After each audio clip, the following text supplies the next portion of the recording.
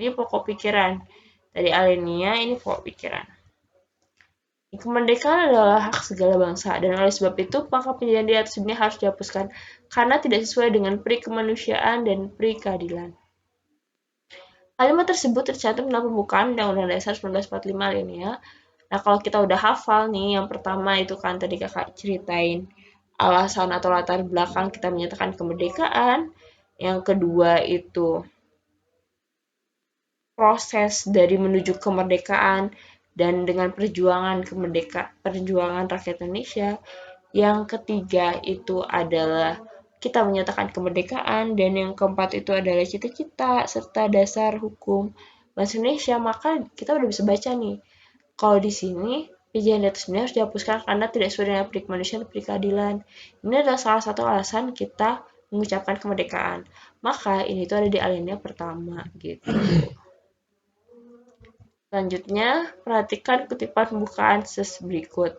Maka disusunlah kemerdekaan bahasa Indonesia itu dalam suatu undang-undang negara Republik Indonesia, suatu undang-undang dasar negara Indonesia yang terbentuk dalam suatu susunan negara Republik Indonesia yang berkekuatan rakyat dengan berdasar kepada ada ketuhanan yang Maha Esa, kemanusiaan yang beradab, persatuan Indonesia dan kerakyatan yang dipimpin oleh hikmat kebijaksanaan dalam permusyawaratan perwakilan, serta dengan mewujudkan suatu keadilan sosial bagi seluruh rakyat Indonesia. Kutipan pembukaan UUD 1945 tersebut menunjukkan Pancasila berkedudukan sebagai A. Dasar negara, B. Sumber dari segala sumber hukum, C. Identitas bangsa, D. Hukum dasar negara, dan E. Ideologi negara.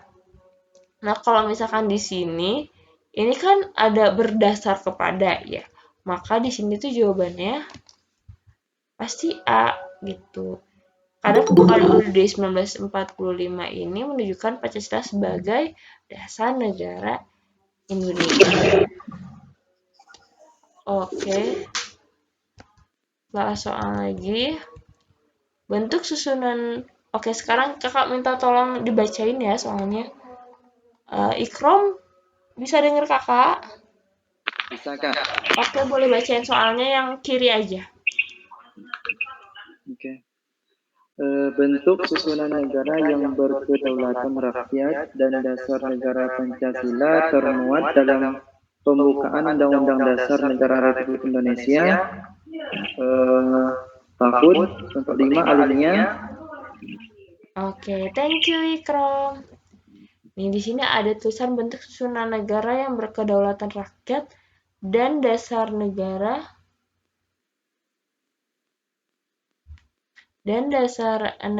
Pancasila termuat dalam pembukaan UUD 1945 alinea bentuk susunan negara.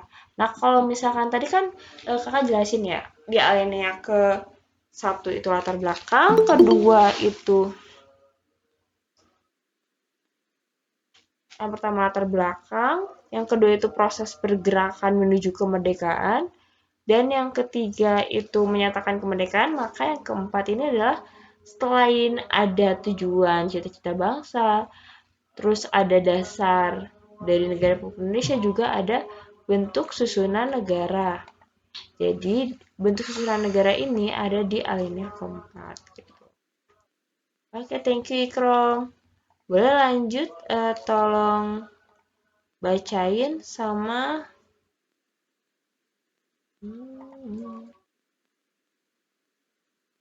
Raihan ada? Ada, Kak. Boleh dibacain yang sebelah kanan. Sistem negara yang terbentuk dalam Undang-Undang Dasar harus berdasarkan atas kedaulatan rakyat. Pernyataan tersebut sesuai makna yang terkandung dalam pembukaan Undang-Undang Dasar Negara Republik Indonesia tahun 1945, terutama dalam pokok pikiran A pertama, B kedua, C ketiga, D keempat, dan E kelima. Oke, thank you Raihan, terima kasih banyak. Nah, sistem negara terbentuk dalam Undang-Undang Dasar harus berdasar atas kedaulatan rakyat. Pernyataan tersebut sesuai makna yang terkandung dalam pembukaan UUD 1945, terutama dalam pokok pikiran. Nah, karena tadi baru ada yang join, kakak ini sedikit ya, review sedikit ke belakang. Jadi, tadi itu di dalam pembukaan UUD 1945 ada 4 alinea. ya seperti yang kalian tahu lah ya, alinea pertama, kedua, ketiga, dan keempat. Nah, intinya kalau alinea pertama ini dia itu berkaitan dengan alasan kenapa kita mau menyatakan kemerdekaan. Ibaratnya gini, kalau misalkan ada cerita, ada 4 paragraf, kita kan nggak mungkin langsung cerita langsung isi gitu, enggak kan? Tapi kalimat pertama tuh, paragraf pertama tuh pasti pembuka dulu. Ini juga sama. Ini yang pertama ini paragraf pembuka dia tuh. Dan paragraf pembuka, dia juga di situ ada latar belakang kisah yang mau diceritakan. Nah, dari sudut pandang pembukaan UUD 1945, alinea pertama, alinea pembuka atau yang awal ini, dia itu menyatakan bahwa penjajahan tidak sesuai dengan peri kemanusiaan dan peri keadilan. Itu adalah latar belakang menuju pernyataan kemerdekaan gitu. Nah, alinea kedua ini disebutkan dan perjuangan pergerakan kemerdekaan Indonesia telah sampailah kepada saat yang berbahagia. Dia udah mulai berproses. Jadi setelah ada latar belakang atau alasan, ada proses. Prosesnya yaitu dengan perjuangan pergerakan kemerdekaan Indonesia.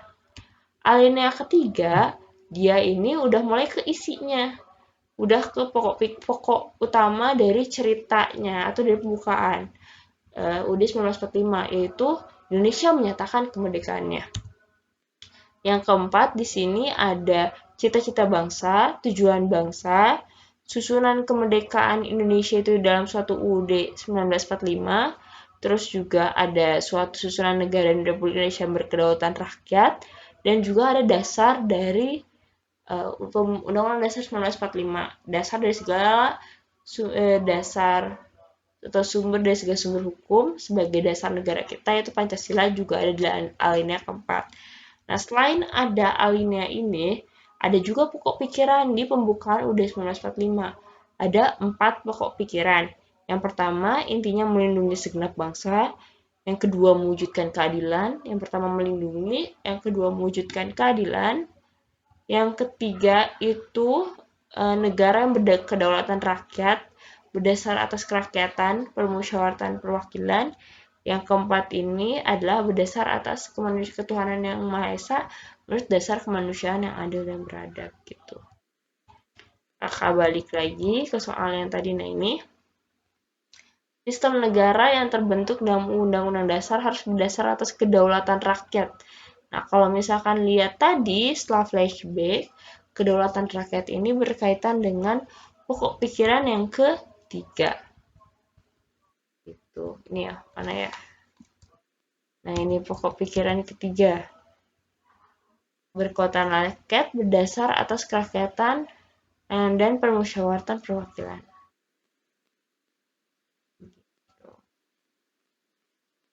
Oke. Lanjut soal terakhir. Lisa boleh minta tolong bacain?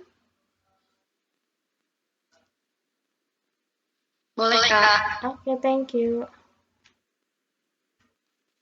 Pokok pikiran ketiga pembukaan Undang-Undang Dasar Negara Republik Indonesia tahun 1945 menegaskan bahwa negara Indonesia dibentuk oleh satu sistem pemerintahan yang dibangun atau dipimpin oleh rakyat. Konsekuensi dari pokok pikiran ketiga ini adalah Oke, thank you Lisa. Konsekuensi dari pokok pikiran ketiga. Pokok pikiran ketiga itu negara Indonesia dibentuk oleh suatu sistem pemerintahan yang dibangun atau dipimpin oleh rakyat. Yang A, setiap orang Indonesia harus menjadi pribadi yang agamis dan punya rasa kemanusiaan yang tinggi. Yang B, setiap warga negara Indonesia wajib mengutamakan kepentingan negara di atas kepentingan pribadi atau golongan. Yang C, pola hidup yang terjalin dalam masyarakat hendaknya menumbuhkan kesadaran terhadap persamaan hak dan kewajiban. Yang D, sistem negara yang terbentuk dalam Undang-Undang Dasar harus berdasar atas kedaulatan rakyat dan permusyawaratan perwakilan. Yang E, setiap orang Indonesia harus menjadi pribadi agamis dan punya rasa kemanusiaan yang tinggi dan toleran.